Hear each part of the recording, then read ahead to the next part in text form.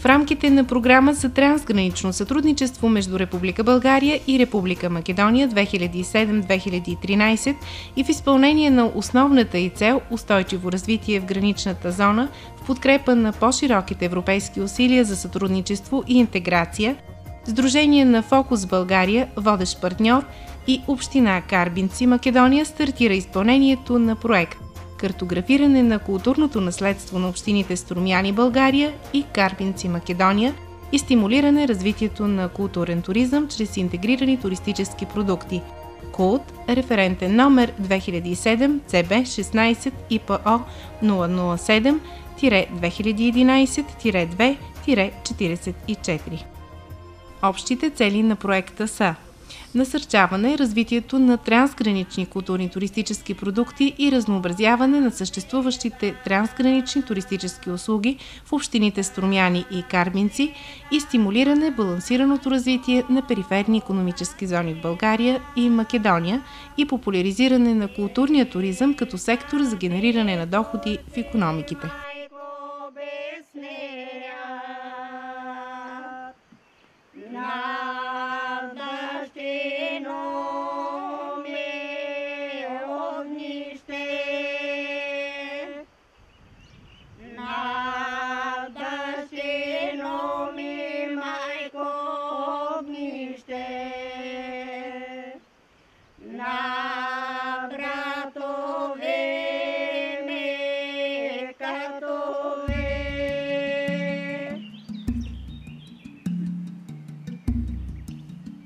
Община Струмяни се намира в югозападна България, съставна община на област Благоевград. Общината има 21 населени места с общо население 5778 жители към 1.2.2011 година. Административен център е село Струмяни. Съвсем близо до селото на 1 км тече река Струма. Територията на общината се простира по източните склонове на Малешевска планина, долината на река Струма и западните дялове на Пирин. Един от важните европейски пътища Е79 пресича територията на община Струмяни. Това е най-късият път от Северна и Източна Европа към Северна Африка.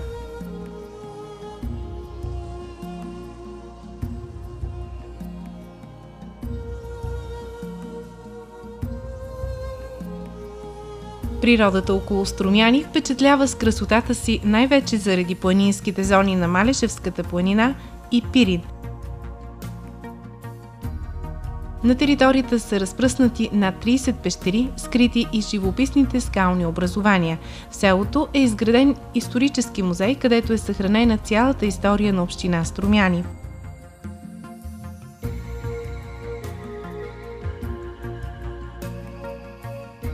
В отделни експозиции са подредени експонати от неолита, древността през средните векове до днешни дни.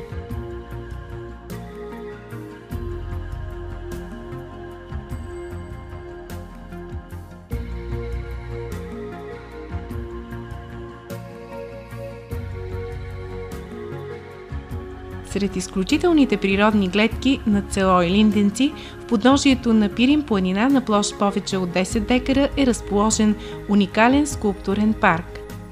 В парка са експонирани творбите на редица български и чуждестранни автори, превърнали се в художествена реалност по време на ежегодните скулптурни акции с начало 1998 година. Днес арт-центъра се превръща в богата колекция на монументалното съвременно парково изкуство на над 65 утвърдени имена в скулптурата от България, Австрия, Индия, Япония, Холандия, Франция, Словакия, Румъния, Израел, Швеция, САЩ, Канада и Мексико, така и на работите на редица млади автори, сега започващи творческата си дейност.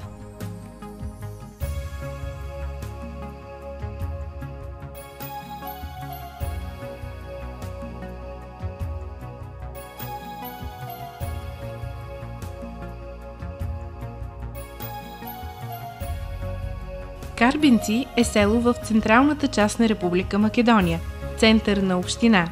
Общината обхваща 29 села в котловината Ежово поле по средното течение на река Брегалница на площ 229,7 квадратни километра. Населението на общината е 4012 към 2002 година, предимно македонци с голямо турско малцинство. Над Карбинци се издига планината Плачковица, средно висока, с богат геоморфологичен състав. В нея са обособени 3 каньона и 5 малки пещери, от които 3 са осветени и пригодени за посещение. Общината предлага чудесни условия за туризъм с красивата си природа и богато историческо наследство.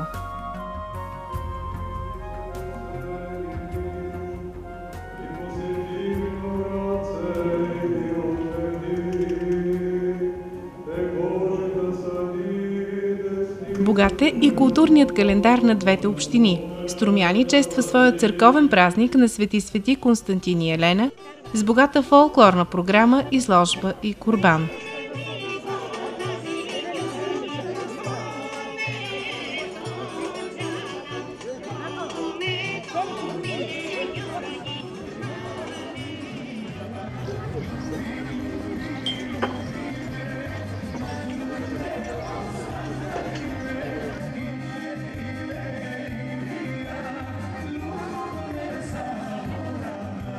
В селото се провеждат празник на виното с възстановки на древни ритуали и международен фолклорен фестивал Малешево пее и танцува.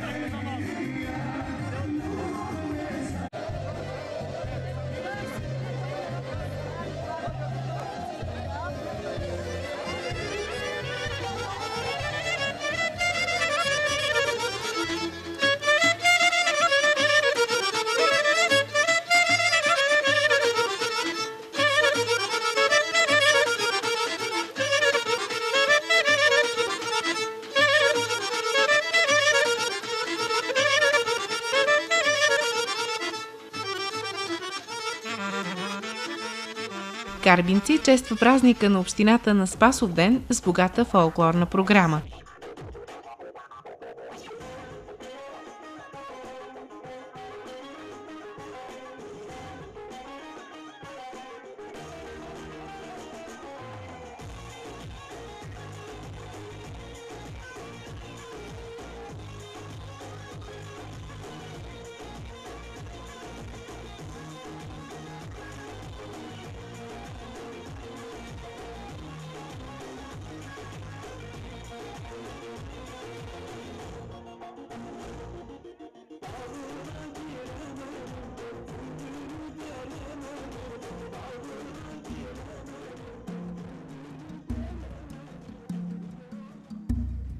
За успешното изпълнение на целите на проекта на територията на двете общини бяха извършени следните дейности: проучване на съществуващи исторически, културни и антропогенни ресурси в общините Струмяни и Карбинци и оценка на техният потенциал за създаване на нови културни туристически продукти.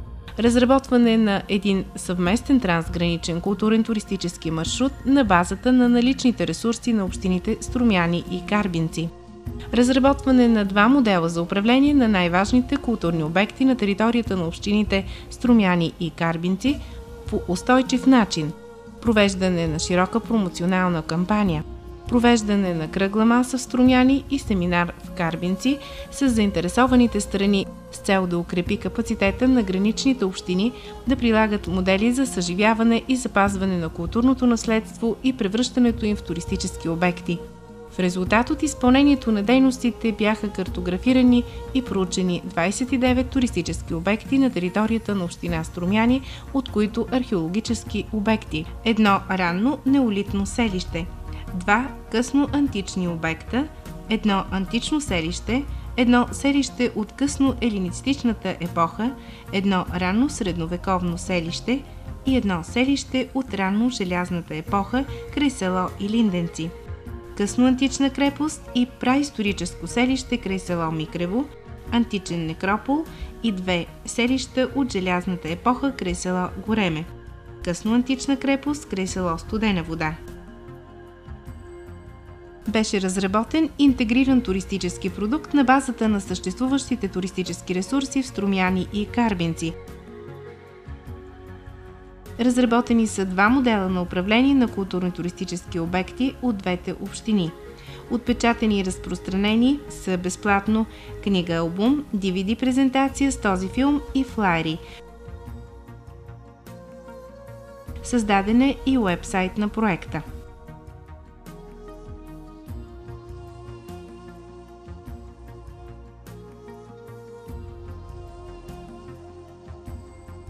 В рамките на проведените проучвания се очертаха и приоритетни обекти на културно-историческото наследство на територията на община Струмяни, препоръчани за включване в туристически маршрути. Микрево – Горно градище, антично селище и средновековна църква.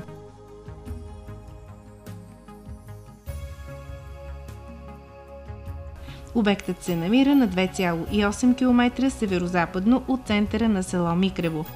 Той е разположен върху плоско плато с стръмни склонове, оформено от втора надзаливна тераса на Струма. От северната и южна страна е ограничен с дълбоки дерета. Няколко концентрации на строителна керамика са локализирани във вътрешността на обекта.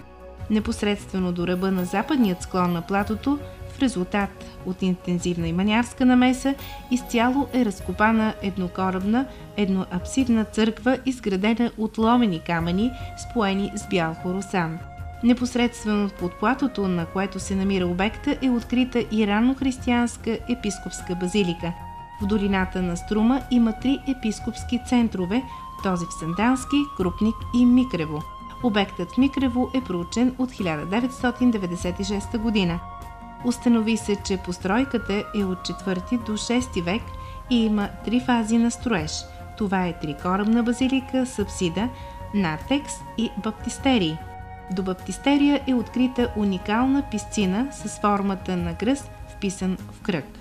Стените са покрити с разноцветни стенописи. Под владишкия трон се намира част от хризма, монограмата на Исус Христос.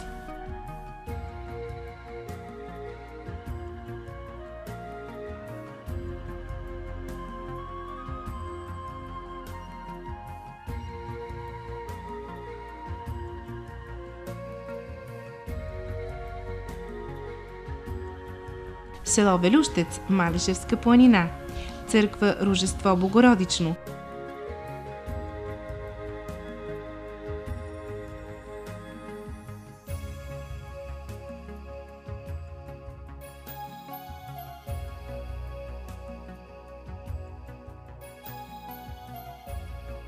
Не е известно кога е започнало строителството на църквата, знае се, че е завършено през 1858 година, когато е станало и освещаването й. Изграждането се осъществява сред писмено разрешение на турските власти в Солун. Храмът представлява трикорабна псевдобазилика с притвор, външна галерия и камбанария. Ценност представляват стенописите от 1910 година, Банска иконописна школа Димитър Сирлещов, сина Моминчо и майстор Андон. Те покриват част от южната фасада на вътрешните стени, 134 сцени, фигури и медальони, като освен традиционните евангелистки сцени са включени и сюжети с поучителен характер, отразяващ възгледите на дарителите от Възраждането. По иконостаса има дърворезба и от по-късен период. Сред иконите от втората половина на 19 век, рисувани от неизвестен художник, интерес представлява тази на Свети Илия с 4 коня.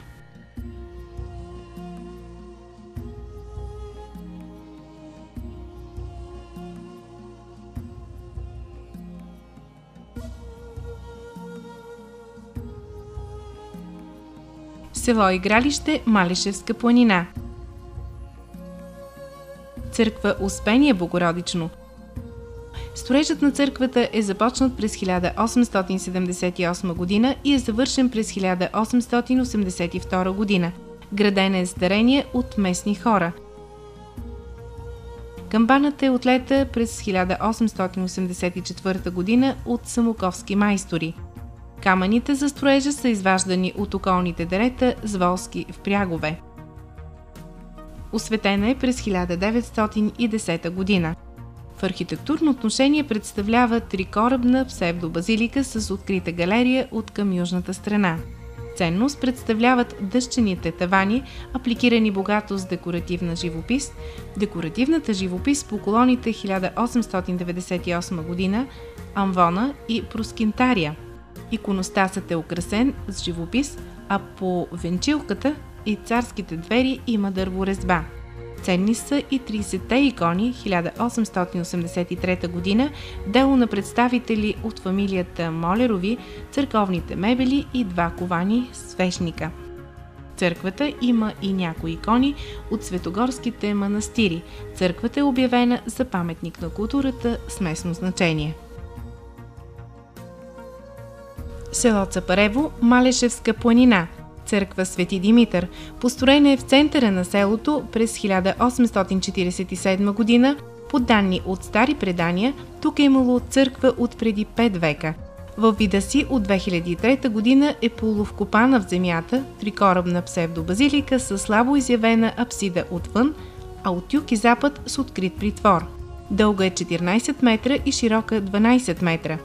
Ограден е с църковен трем, с пейки за сядане, над които са поставени надписи върху каменни плочки с имената на тези, които имат право да ги заемат по време на църковни тържества. Ценност представляват 3 дъщени апликирани цветни тавани. 3 слънца на северният кораб, иконата Христос Съдържател, в централният кораб, 6 ковани свещника и сребърният потир с релефна украса. В тази църква е осветено знамето на въстанието от 1902 година, наречено Горемско въстание.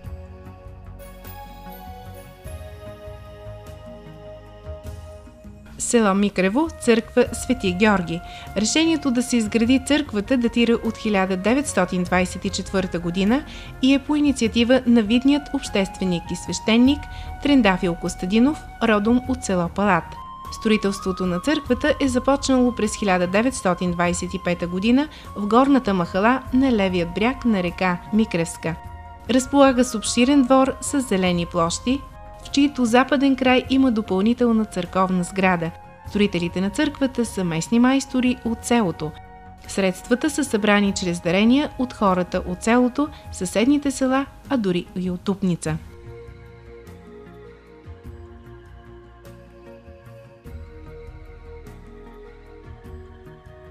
Село Илинденци, църква Света Марина.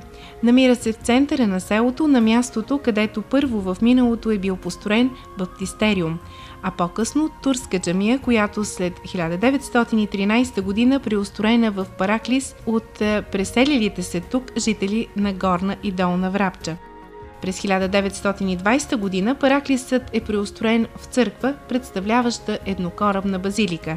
Църквата е основана през същата година. Църквата разполага с женско отделение, при иконостаса има икони, донесени от недействащи параклиси в района на Мелник. През 1960 година е извършен основен ремонт и преустройство на църквата. Направен е нов иконостас, архиерейски трон и столове за богомолците. В този си вид църквата е основана на 10.11.1960 година, следва още един ремонт през 1974-76 година. Храмовият празник се отбелязва на 7 юли с тържествена литургия и курбан. Причината църквата да се нарича Света Марина е намерената икона на светицата, зазидана в стените на старата джамия преди да бъде преустроена в православен храм. Изографисването на църквата е осъществено в периода 1980-1991 година от художника Никола Нанков от град Шумен. В олтара са изписани сцените Носене на кръста, Слизане в ада, в църквата Преображение Господне, Кръщение Господне и Воскресение Христово, на балкона Успение Богородично, на тавана Господ Съдържател, а на 4 ъгъла на кубето ликовете на евангелистите Матея, Марко, Лука и Йоан. На иконостаса са окачени в 2 реда икони, рисувани от руският емигрант Никола Шелехов, като втория ред са апостолите и композицията Тайната вечеря. Село Палат, Малешевска планина, църква Свети Димитър.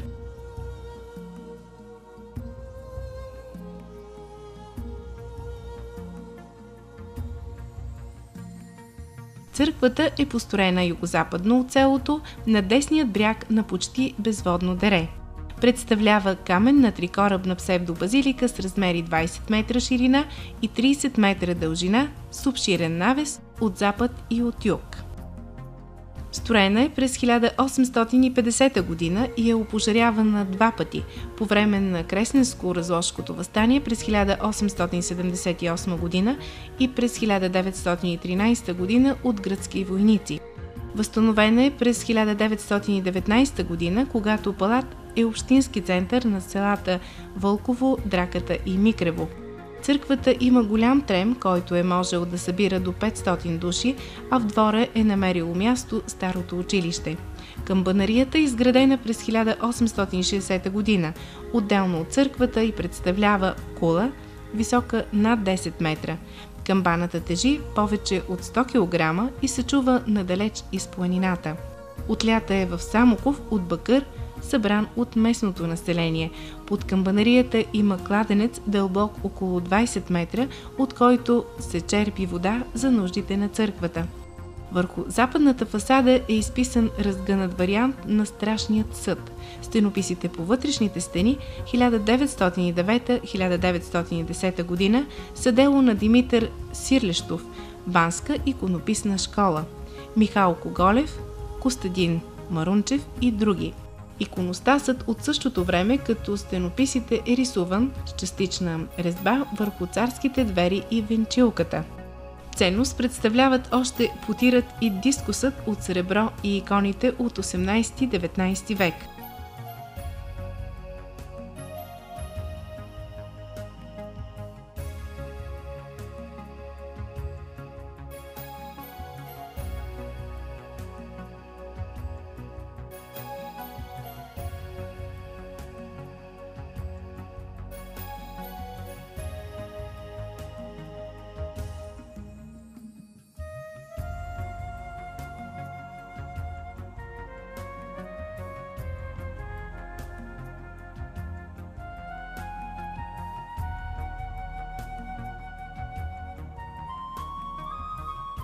На територията на община Карбинци се очертават следните приоритетни обекти на културно-историческото наследство, препоръчвани за включване в туристически маршрути. Археологически обект Бъргала се намира в подножието на планината Плачковица на десният бряг на Козячка река. Градът е укрепен с яки зидове и представлява фортификационно съоръжение с трапецовидна форма, разположен на северозапад, югоизток. Открити са две порти, заобиколени с отбранителни кули, общо са 11, предполага се, че са били 21. В рамките на укрепената част са открити трикорабна епископска базилика с полукръгла апсида и баптистериум.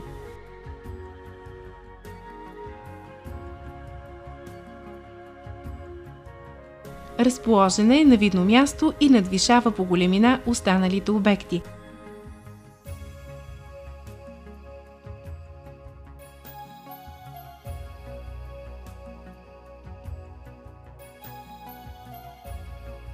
Епископската резиденция е разделена на жилищна и производствена части, а в производствената част са открити работилница за стъкло и винарна.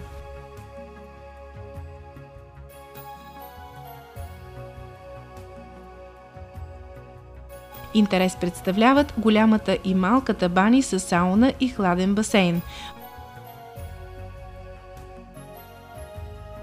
Подът и стените в помещенията са с инсталации за подово и стенно отопление.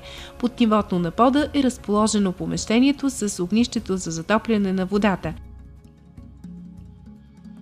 Извън градските стени са открити трикоробна базилика и гробница.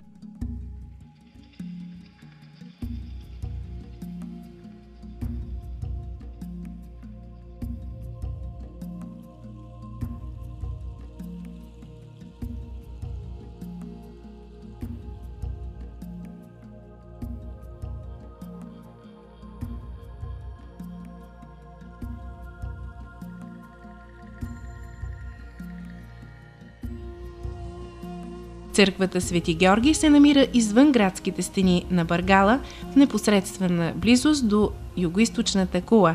Изградена е в края на 9 век или началото на 10.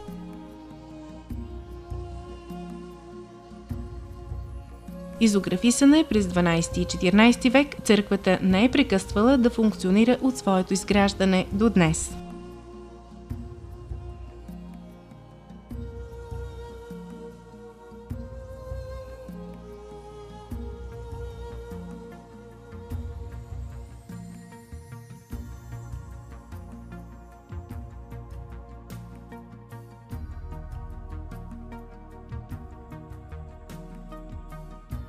Мухамед ага джамия, изградена през 1668 година в чест на султанският наместник Махмуд ага. Единственият извор за историята на джамията идва от надписа върху мраморната плоча над входната врата. Джамията се намира в южната част на село Радание на 6 км от Карбинци. Със своите стилови особености и архитектура джамията представлява значим паметник от османският период. Обектът е в процес на консервация и реконструкция и скоро ще бъде готов за посещение и религиозни обреди. На 2 км югоизточно от Карбинци в местността Бещепе е открит римски некропол от 1-2 век. Представлява комплекс от 5 могили, една от които е разкопана и консервирана с възможност за посещения. Некрополът е изграден в непосредствена близост до римското селище Анче и се